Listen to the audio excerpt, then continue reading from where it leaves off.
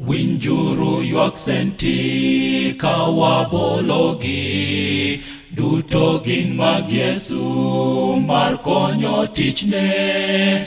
Chingli, chingli, chingli, chingli ka gilwar e san, gin duto mag Yesu okwano duto. Ndalo mar Sabato to wakelo mich, ni osiepwa Yesu en moherowa. Chingli, chingli, chingli, chingli ka gilwar e san, gin duto mag Yesu okwano duto.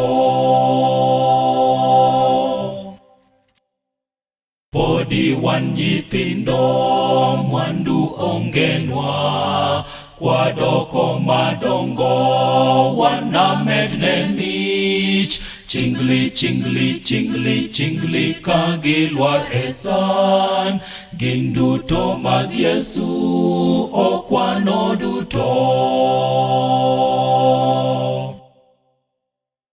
Kata pesa noknwa wachiwne hera, oye mich mar chunywa kendo morgo chuth. Chingli, chingli, chingli, chingli ka gilwar e san, gin duto mag Yesu okwano duto.